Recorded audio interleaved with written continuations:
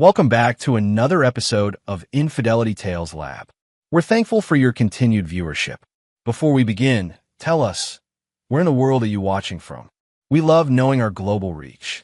Now, let's dive into today's story. Chapter 1, Foundations. Nathan Reeves stared at the skyline through the floor-to-ceiling windows of his penthouse office. Behind the calm exterior of his steel-blue eyes lay a mind constantly calculating, analyzing, and planning. At 42, he had built Titan Industries from nothing into a silent powerhouse that operated behind the scenes of major corporations across the country. "Mr. Reeves, your 2 o'clock is here," Layla Morrison announced from the doorway. His executive assistant had been with him for 15 years, one of the few people he trusted implicitly. "Send them in," Nathan replied, not turning from the window. The meeting went as expected, another acquisition for his growing portfolio. No one would connect this seemingly minor tech firm to Nathan's other holdings. That was by design. Nathan had mastered the art of operating in the shadows, building a labyrinth of companies under shell corporations that all led back to him, but through paths so complex that few could trace them. That went well, Layla noted after the executives left. It did. Nathan loosened his tie slightly. "And Victoria?" Mrs. Reeves called to cancel dinner again. Said, "She has a charity event." Nathan nodded, his expression unchanged. 10 years of marriage had taught him to read between the lines.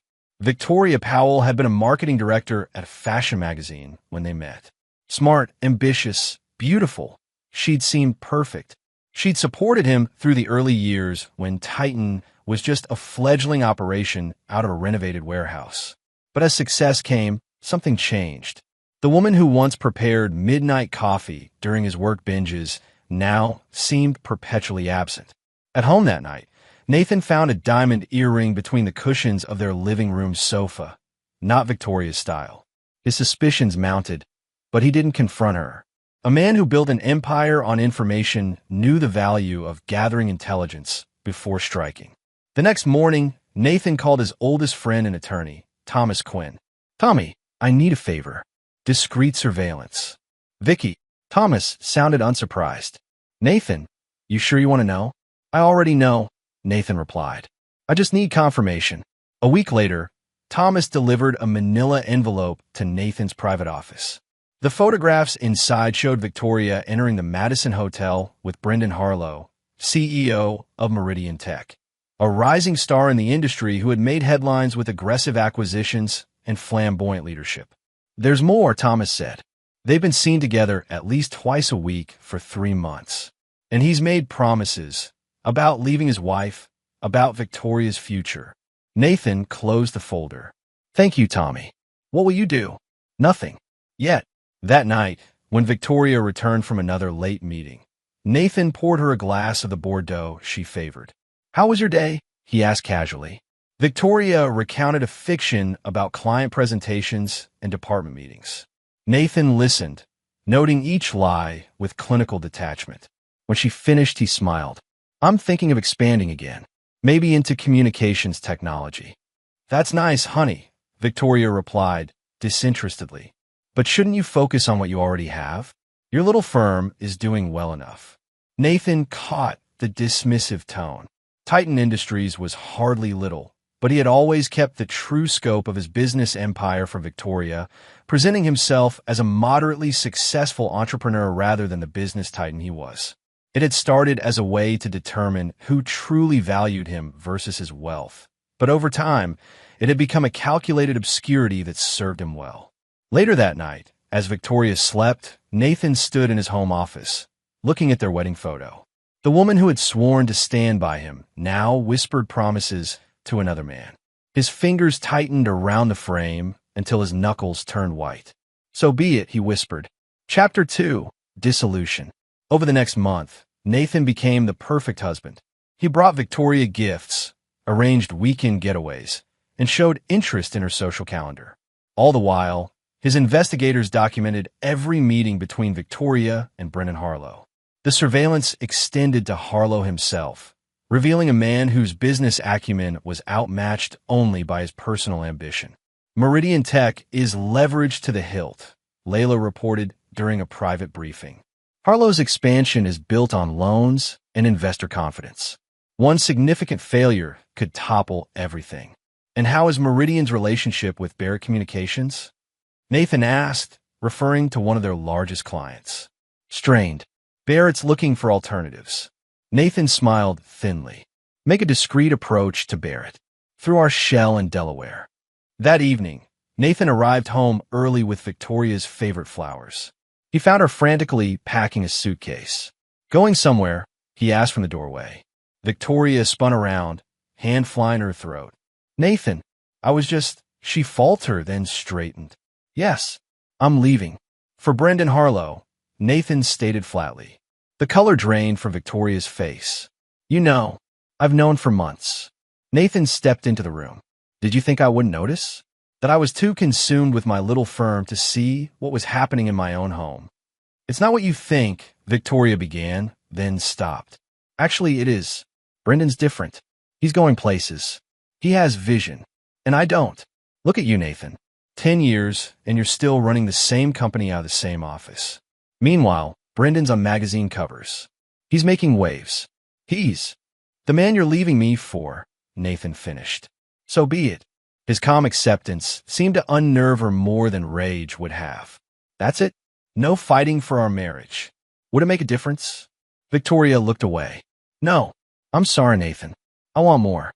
2 days later, Victoria filed for divorce. Nathan agreed to her terms without negotiation, a settlement that included their apartment, a generous monthly allowance, and a clean break.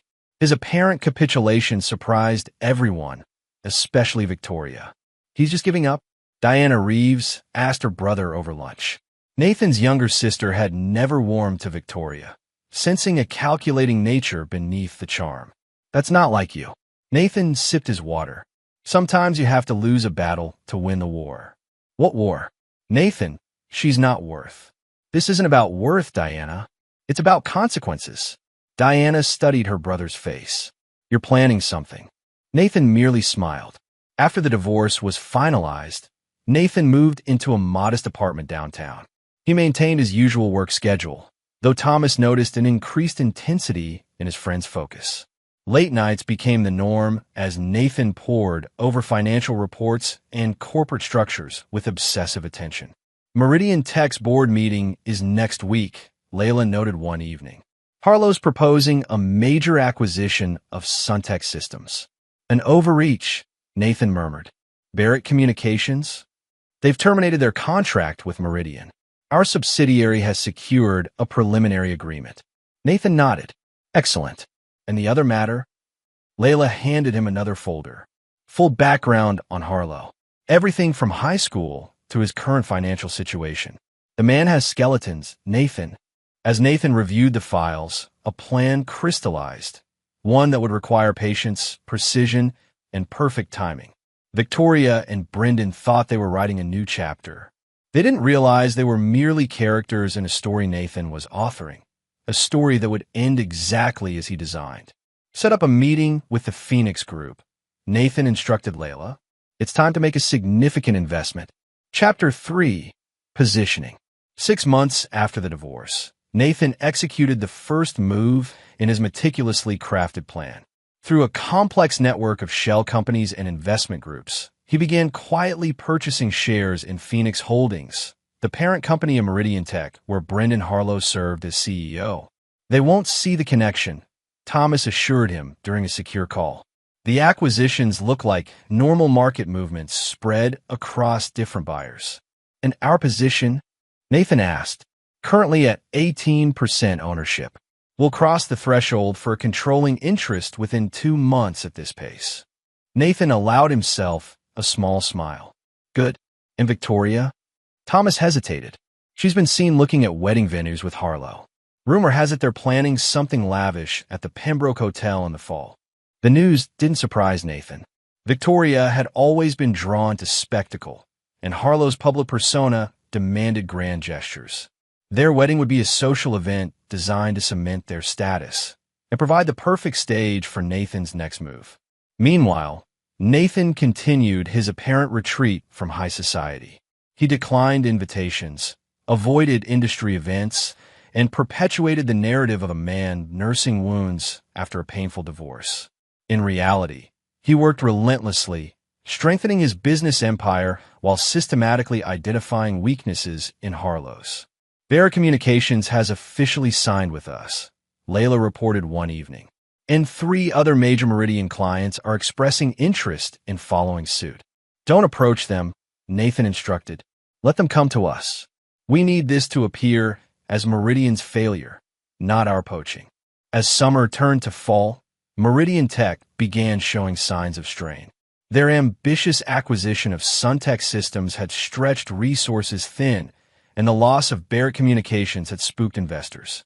Harlow remained publicly confident, dismissing concerns in a business magazine profile that featured him alongside Victoria in their penthouse apartment, formerly Nathan's home.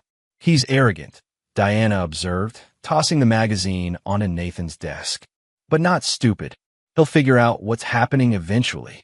By then it will be too late, Nathan replied. In late September, Nathan received a gilded invitation to Victoria and Brendan's wedding at the Pembroke Hotel. The invitation surprised him, a courtesy he hadn't expected. Are you going? Thomas asked when Nathan mentioned it. Of course, Nathan replied with chilling calm. I wouldn't miss it. 2 weeks before the wedding, Nathan's final pieces fell into place. Phoenix Holdings board members, concerned about Meridian's performance, privately indicated their willingness to support new leadership. Nathan's shell companies completed their acquisition of shares, securing a 51% controlling interest in Phoenix, and by extension, Meridian Tech. They don't know yet, Layla confirmed. The paperwork won't be filed until Monday morning. After the wedding, Nathan noted. On the eve of Victoria and Brendan's wedding, Nathan stood in his office overlooking the city. In his hand, he held the wedding invitation, tracing its embossed letters with his fingertip. Tomorrow would be the culmination of a year's planning, a masterpiece of timing and patience. To new beginnings, he murmured, raising a glass of scotch toward the skyline, where lights sparkled like the diamonds Victoria had always coveted. Chapter 4. The Wedding. The Pembroke Hotel's grand ballroom glittered with champagne flutes and diamonds, a carefully curated guest list of 400 elite attendees bearing witness to Victoria Powell and Brendan Harlow's union. Crystal chandeliers cast golden light over ice sculptures and cascading flowers, a display of opulence that whispered of new money trying to announce itself. Nathan arrived precisely 30 minutes after the ceremony, slipping into the reception unnoticed while guests mingled during cocktail hour. He selected a glass of champagne from a passing server's tray and positioned himself near a marble column, observing the room like a field commander surveying a battlefield. Victoria looked radiant in a designer gown that probably cost more than what most people earned in a year. Brendan stood beside her, chest puffed with pride, accepting congratulations from a circle of admirers. Neither had noticed Nathan yet. Didn't expect to see you here, came a voice to his right. Robert Powell, Victoria's father, approached with a tumbler of whiskey in hand. Despite his daughter's actions, the older man had maintained a cordial relationship with his former son-in-law. Robert, Nathan nodded. I was invited. Still, takes guts to show up at your ex-wife's wedding to the man she left you for. Nathan smiled thinly. I've never lacked for courage. Robert studied him for a moment. No, I suppose you haven't. For what it's worth, I think my daughter made a mistake. Thank you, Robert, but perhaps tonight isn't about mistakes. It's about consequences. The older man raised an eyebrow, but was called away before he could inquire further. Nathan continued his solitary observation until Victoria's high, melodic laugh drew his attention to a nearby conversation circle. Poor John, still working at that tiny firm. Victoria sneered to her assembled friends, not realizing Nathan stood within earshot. She'd spotted a former colleague across the room. I tried to light a fire under him for years, but some men just lack ambition. Her friends tittered appropriately, while Brendan smirked with the smug satisfaction of a man who believed he'd won a competition. The group shifted, and suddenly Victoria locked eyes with Nathan. Surprise flickered across her face, quickly replaced by something else, uncertainty. Nathan raised his glass in silent acknowledgement before turning away. He made his rounds through the reception, speaking briefly with industry acquaintances, many of whom seemed surprised by his presence. Throughout it all, he felt Victoria's eyes following him, her laughter becoming more brittle each time he glanced in her direction. An hour into the reception, Nathan was examining a floral arrangement when a hand clapped his shoulder. "Mr. Reeves," Brendan Harlow's voice boomed with false joviality. "I didn't know you'd be here." Nathan turned slowly, his expression pleasant. "Why not?" he smiled. "I own the company." Confusion crossed Harlow's face. "You what?" "The hotel." "No, Brendan. Phoenix Holdings. Meridian Tech. Your company." The color drained from Harlow's face as comprehension dawned. "That's impossible. The majority shareholders are shell corporations."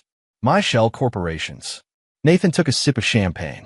"Effective Monday morning, I'll be announcing a restructuring of the executive team."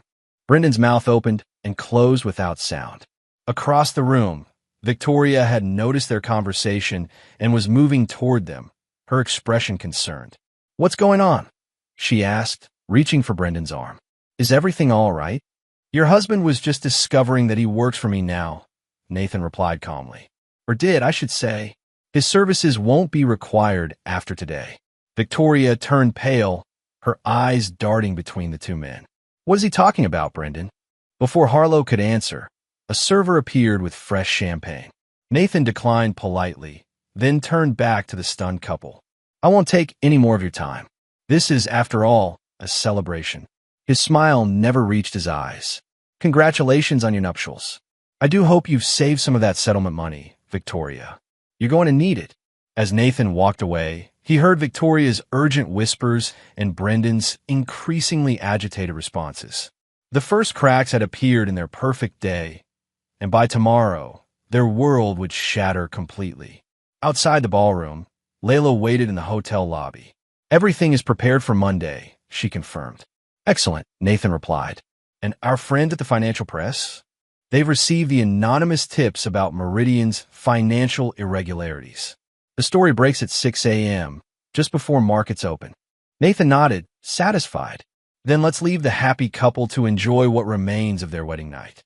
Tomorrow begins a whole new chapter." Chapter 5, Fallout. Dawn broke over the city with brutal clarity, bringing with it the first waves of destruction Nathan had engineered. Financial news networks blared headlines about potential accounting irregularities at Meridian Tech, sending the company's stock into freefall before the opening bell. By 9 a.m., Phoenix Holdings issued a statement announcing a comprehensive audit and temporary leadership change, effective immediately. In his downtown office, Nathan watched the chaos unfold on multiple screens while fielding calls from board members and major shareholders. Each conversation followed the same careful script: concern over possible mismanagement, promises of thorough investigation, assurances of stability under interim leadership. "Mr. Harlow is trying to reach you," Layla announced over the intercom. "Seventh call this morning." "I'm still unavailable," Nathan replied calmly. "Direct him to legal affairs." By midday, security footage from Meridian headquarters showed Brendan Harlow being escorted from the building, personal items in a cardboard box. Photographers captured his stunned expression as he pushed through a crowd of reporters, offering no comment. At 3 o'clock, Nathan finally took a call from Robert Powell. "What exactly are you doing, Nathan?" the older man asked without preamble. "Business, Robert. Nothing more." "Bullshit. My daughter's been calling me all day, hysterical. Says you've destroyed Brendan overnight and frozen all their accounts." "I've merely assumed control of a company I legally purchased," Nathan replied. "As for their accounts, I can't speak to Mr. Harlow's financial arrangements, though I understand the authorities may have some questions about certain transaction patterns." A long pause followed. "This isn't just business." "No," Nathan agreed. "It's consequences." That evening, Nathan's private elevator delivered him to the executive floor of Meridian Tech's headquarters. The space hummed with tension as teams of auditors and financial analysts combed through records under Layla's supervision. Nathan strode to what had been Brendan's corner office and surveyed the space that would soon be redecorated to his preferences. Sir, a security officer appeared at the door. Ms. Powell, Mrs. Harlow, is downstairs demanding access. Send her up, Nathan instructed. Alone. Minutes later, Victoria stormed into the office, a far cry from the radiant bride of yesterday. Her eyes were rimmed red, her designer outfit wrinkled. You calculated, vindictive bastard, she hissed. You planned this all along. Nathan regarded her calmly from behind the desk. Hello, Victoria. Marriage suits you. Cut the crap, Nathan. You waited until our wedding day. You humiliated us deliberately. Yes, he agreed simply. His frank admission seemed to deflate her rage momentarily. She sank into a chair across from him. Why? Is this what you wanted? To see us suffer? This is merely the beginning, Nathan explained. Brendan made enemies beyond me. The SEC has received anonymous tips about certain financial practices. The audit will likely uncover discrepancies. Victoria paled. You can't do this. We just got married. We have plans. Had plans, Nathan corrected. Now you have consequences. I'll fight you, she threatened. I'll tell everyone what you're doing. By all means, Nathan gestured expansively. Tell them how your ex-husband legally acquired a company and discovered potential improprieties. That should make fascinating headlines alongside the wedding photos. Victoria stared at him, finally seeing the true Nathan Reeves. Not the moderately successful businessman she'd dismissed, but a strategic mastermind who'd orchestrated their downfall with surgical precision. What do you want? She finally asked, voice hollow. Nothing from you, Nathan replied. Not anymore. You chose your path, Victoria. Now you get to walk it all the way to its conclusion. After she left, Thomas arrived with a folder of documents. The forensic accountants found what we expected. Harlow's been manipulating earnings reports for at least 3 quarters. Make sure the evidence is delivered to the appropriate authorities, Nathan instructed. And the penthouse. Bank foreclosure proceedings begin tomorrow. Apparently, Harlow took out substantial loans against it that haven't been serviced. Nathan nodded, satisfaction coursing through him like a fine whiskey. The apartment that had once been his home, that Victoria had taken in the divorce, would soon belong to neither of them. Another piece of the life they'd built together erased. There's something else, Thomas added hesitantly. Victoria's father called. He wants a meet. Set it up, Nathan replied. I owe Robert that much. Chapter 6, Counterattack. A week after the wedding, Nathan sat across from Robert Powell in a private dining room at the Madison Club. The older man looked tired, the strain of his daughter's situation etched in new lines around his eyes. She's a mess, Robert said without preamble. They've moved into a hotel. Brendan's facing potential criminal charges. Their assets are frozen. Nathan cut into his steak. And she's still my daughter, damn it. Robert set down his fork. Whatever she did to you, this level of destruction seems excessive. I disagree, Nathan replied calmly. Actions have consequences, Robert. Victoria chose hers. She made a mistake. She made a choice. Several, in fact, each calculated to advance her interests at the expense of others. Nathan took a sip of water. I'm simply responding in kind. Robert studied him for a long moment. You're not the man I thought you were. I'm exactly the man I've always been. Victoria just never bothered to look beneath the surface. Nathan set his napkin aside. I respect you, Robert, which is why I'm meeting you. But nothing will change the course I've set. As Nathan left the restaurant, his phone buzzed with a text from Layla. Emergency at Meridian. Harlow trying to access servers remotely. 30 minutes later, Nathan strode into Meridian's IT department, where security personnel surrounded a nervous technician. Explain, Nathan demanded. Someone used executive credentials to attempt access to financial servers, the head of cybersecurity reported. We tracked the IP address to Mr. Harlow's laptop. What was accessed? Nothing. Our new protocols caught it immediately. Nathan nodded. Double security. Change all access codes. And prepare a statement about potential corporate espionage for the morning press briefing. Later that evening, as Nathan reviewed reports in his home office, his security system alerted him to movement on his property. Surveillance cameras showed a familiar figure approaching his front door. Victoria, alone and slightly unsteady on her feet. When Nathan opened the door, the scent of expensive perfume mingled with whiskey greeted him. "Victoria, it's late." She pushed past him into the foyer. "You've won, okay? You've destroyed everything. Happy now?" Nathan closed the door. "What do you want?" "I want my life back." Her composure cracked, tears spilling down her cheeks. "Brendan's lawyers say he might go to prison. The penthouse is being foreclosed on. My credit cards are maxed out. My own friends won't take my calls because they're afraid of being associated with the scandal. Those sound like problems you and Brendan should discuss," Nathan observed coolly. Victoria moved closer, her hand coming to rest on his chest. "It doesn't have to be this way, Nathan. We had something once. Maybe I made a mistake." Nathan caught her wrist as her fingers began loosening his tie. "Is that what this is? You think sleeping with me will fix your problems?" "I'm trying to make things right," she whispered, leaning in. Nathan stepped back. "No, you're trying to save yourself." "Again? You bastard," she hissed, mask dropping. "You think you're so much better? You spent a year planning revenge. What kind of person does that make you?" "The kind who honors his commitments," Nathan replied. "The kind who understands that betrayal carries a price." Victoria's eyes narrowed. "This isn't over. Brendan has friends too, powerful ones. You think you've won, but you haven't seen what we can do when cornered." After she stormed out, Nathan made a call. "Increase security at all properties," he instructed his head of security. "And have someone follow Mrs. Harlow. I want to know who she contacts." The next morning brought news that validated Nathan's caution. Brendan Harlow had called an impromptu press conference, claiming whistleblower status and alleging that Nathan was the architect of the financial irregularities, using the acquisition to cover his tracks. "It's desperate nonsense," Thomas assured him, "but it might buy them time with some investors." Nathan merely smiled. "Let him talk. In fact, make sure every financial outlet covers that press conference." "You want his accusations broadcast?" Layla asked, surprised.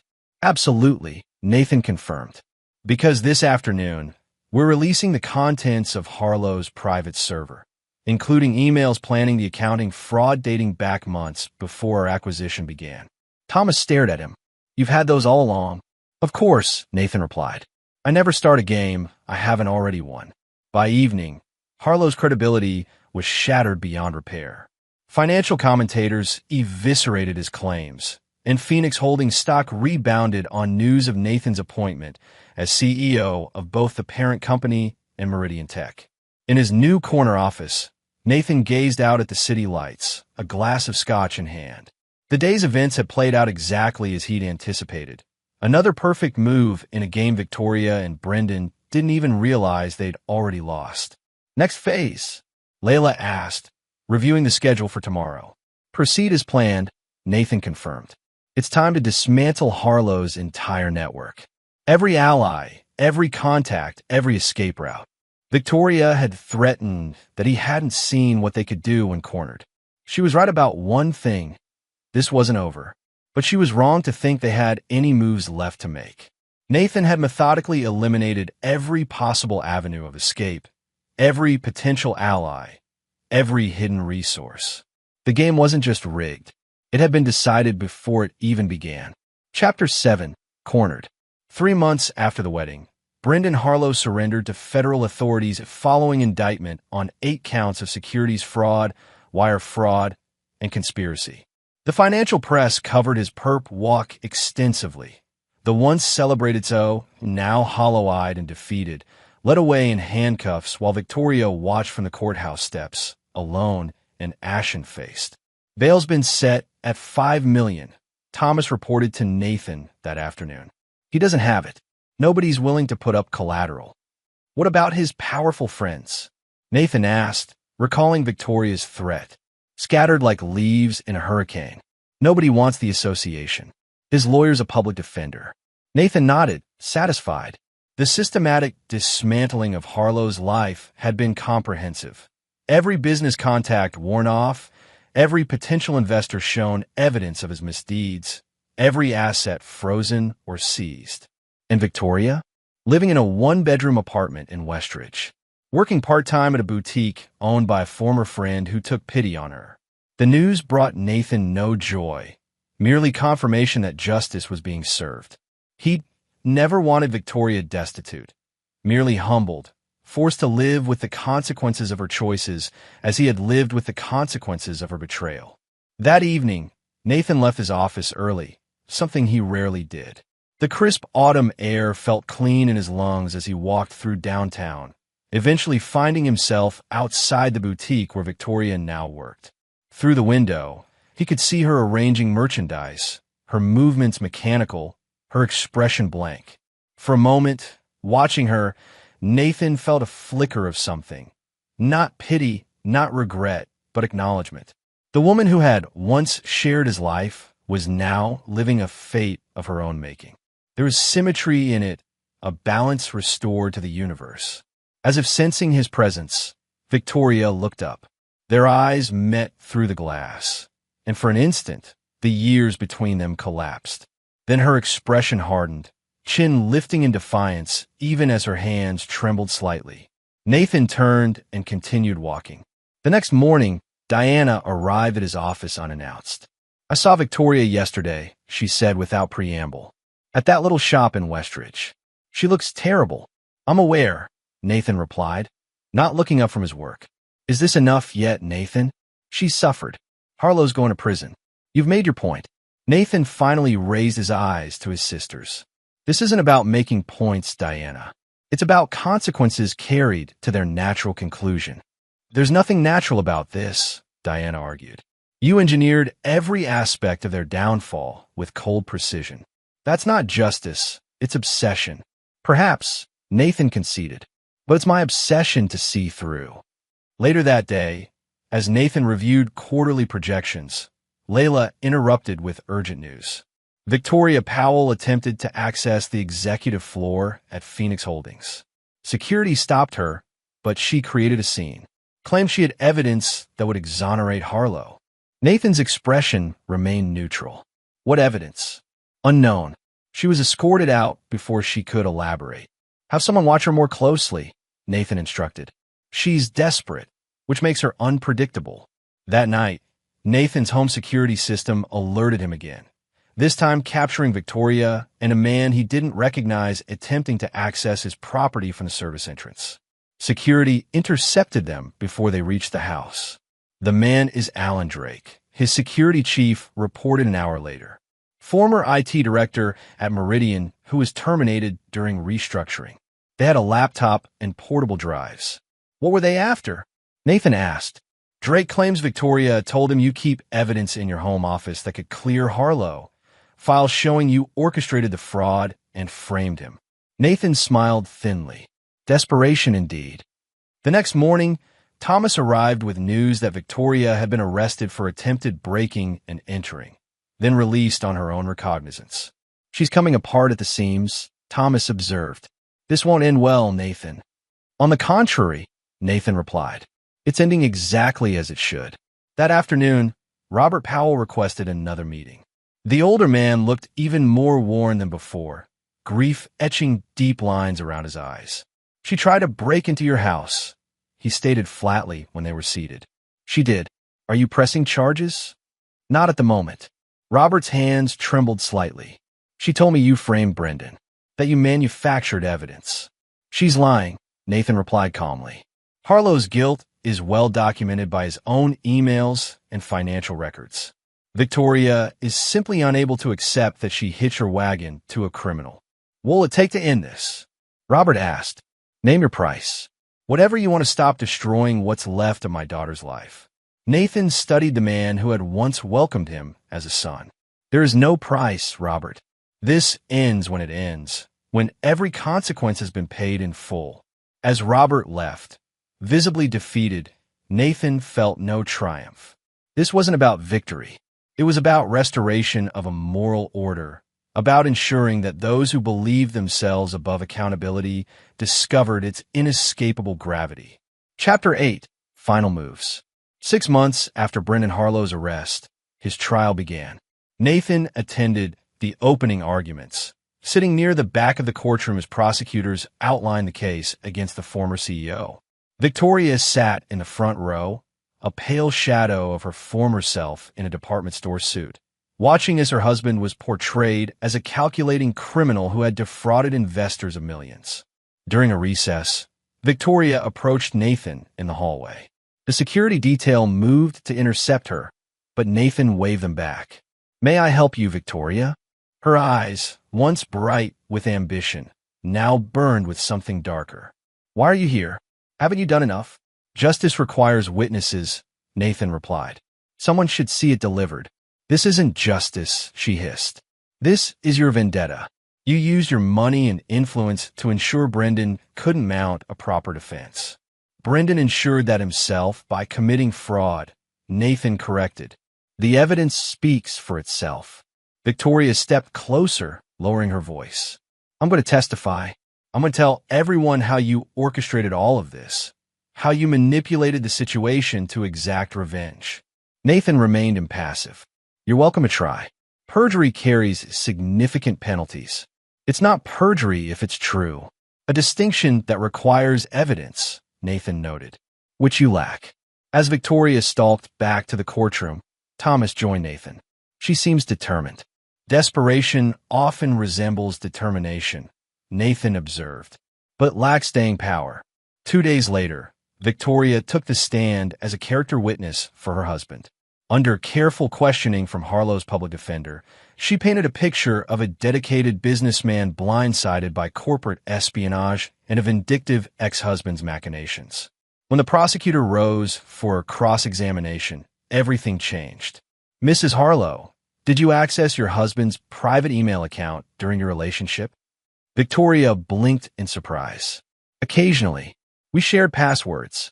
"And did you forward certain emails from that account to your personal email on March 15th of last year?" Color drained from Victoria's face. "I may have. For safekeeping." "These emails." The prosecutor held up printed documents, including this exchange where Mr. Harlow explicitly discusses manipulating quarterly earnings reports with the CFO. Victoria's eyes darted to Brendan, who stared back in dawning horror. "I don't recall specific." "Mrs. Harlow, did you attempt to sell these emails back to Meridian Tech 3 weeks ago through an intermediary?" The courtroom erupted in murmurs. The judge called for order as Victoria sat frozen on the stand. "No," she finally whispered. "We have recorded conversations indicating otherwise." The prosecutor continued relentlessly. "Conversations where you offered to make evidence disappear for $2 million. By the time Victoria left the stand, her credibility was shattered. Brendan wouldn't look at her as she passed the defense table. The betrayer had been betrayed, a symmetry that Nathan appreciated as he watched from the gallery. That evening, as Nathan was preparing to leave his office, Layla announced an unexpected visitor, Diana, accompanied by Robert Powell.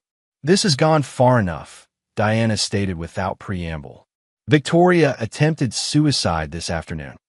Nathan's expression remained neutral, though something flickered in his eyes. "Is she?" "She'll live," Robert interrupted, voice ragged. "No thanks to you. I'm not responsible for Victoria's actions," Nathan replied. "The hell you're not," Robert shot back. "You systematically destroyed everything in her life, drove her to desperation. She made choices, Robert. So did Harlow. I merely ensured they faced the consequences of those choices." Diana stepped forward. "This isn't you, Nathan. The brother I know isn't this cold." "Perhaps you never truly knew me," Nathan suggested. "Few people do." After they left, Nathan stood at his window for a long time, watching darkness settle over the city. Victoria's attempted suicide should have been merely another data point in the ledger of consequences. Instead, it disturbed the perfect equilibrium he'd maintained throughout his campaign of retribution. The next morning, Nathan directed his legal team to ensure Victoria received appropriate psychiatric care. It wasn't mercy, merely an adjustment to ensure the consequences remained proportional. Justice required calibration, not abandonment. 3 days later, the jury returned with a verdict, guilty on all counts. Brendan Harlow, once celebrated as a business visionary, now faced up to 20 years in federal prison. As he was led away, his eyes found Nathan in the gallery. There was no anger there, only a hollow recognition. one man acknowledging another who had bested him completely. Outside the courthouse, reporters swarmed Nathan for comment. As the new CEO of Meridian Tech, what's your response to the verdict? One shouted. Nathan faced the cameras calmly. Justice has been served. Meridian's focus now is on rebuilding trust with our investors and clients through transparency and ethical leadership. And Mrs. Harlow's allegations that you orchestrated her husband's downfall as revenge for their affair? A small, cold smile touched Nathan's lips. The evidence spoke for itself. Mr. Harlow's actions were his own, as were the consequences. As the reporters dispersed, Nathan noticed Robert Powell watching from the courthouse steps. The older man's expression carried no anger now, only a profound weariness. Nathan nodded, once in acknowledgement, before turning away. The game was over. He had won completely. Chapter 9, Legacy. 1 year after Brendan Harlow's conviction, Nathan stood on the balcony of his penthouse, overlooking a city that now bore his unmistakable imprint. Meridian Tech, reborn under his leadership, had become the crown jewel in his expanding empire. The scandal that had destroyed Harlow was now merely a footnote in the company's history, a cautionary tale about ethical failures.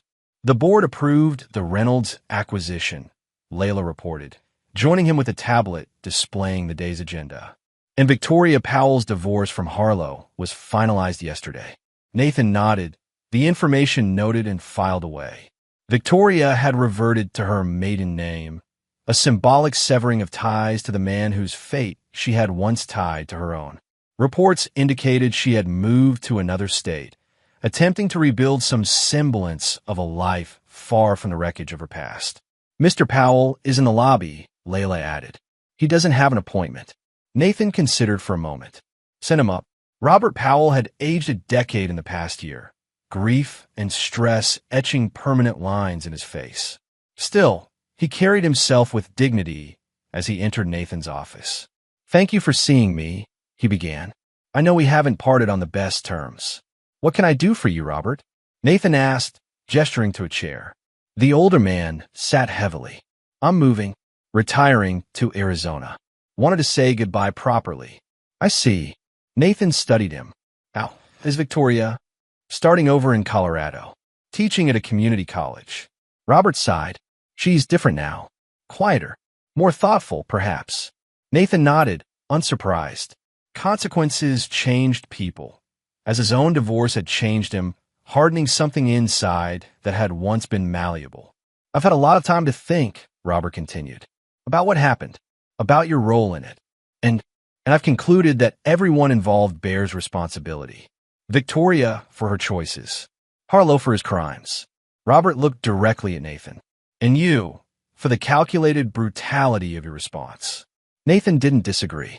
We all make choices. That's just it, Robert said. You didn't have to choose this path. You could have moved on, found happiness elsewhere. Instead, you dedicated years to destroying them. Justice required nothing less, Nathan replied simply. Robert shook his head sadly. That wasn't justice, Nathan. It was vengeance. And vengeance leaves nothing but ashes, including for the one who deals it. After Robert left, Nathan returned to the balcony, considering the old man's words. Was there truth in them? Had his pursuit of justice, of consequences, extracted a price from him as well? He dismissed the thought. Sentimentality was a luxury he'd abandoned long ago. The world operated on principles of action and consequence. He had simply ensured those principles were upheld. That evening, Thomas joined him for their monthly dinner, a tradition that had survived Nathan's transformation from betrayed husband to avenging architect. I heard Victoria's moved to Colorado, Thomas mentioned casually, teaching English or something. So Robert said. Thomas studied his oldest friend. Is it over now, Nathan? Truly over. It was over the moment the verdict came down, Nathan replied. Everything since has merely been denouement. And you? What's next for the man who destroyed his enemies so completely? Nathan considered the question.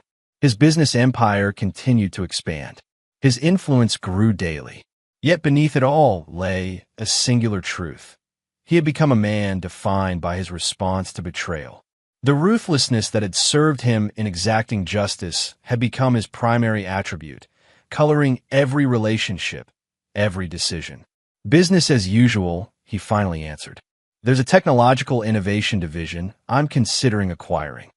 Later, alone in his penthouse, Nathan reviewed a folder Layla had prepared, updates on various people connected to the Harlow case. Diana had recently become engaged. Thomas was considering scaling back his practice. In Victoria, a final photograph showed her outside a Colorado community college, her expression subdued but composed as she carried a stack of papers. Nathan closed the folder. The woman in that photograph was no longer relevant to his life. She had paid for her betrayal in full. Justice had been served. As he poured himself a scotch, Nathan caught his reflection in the window glass. The man who stared back was harder than the one Victoria had married, colder, more calculating, utterly unforgiving. Success had come at a price, but it was one he'd willingly paid. In a world where loyalty was rare and betrayal common, he had established himself as a man who neither forgave nor forgot.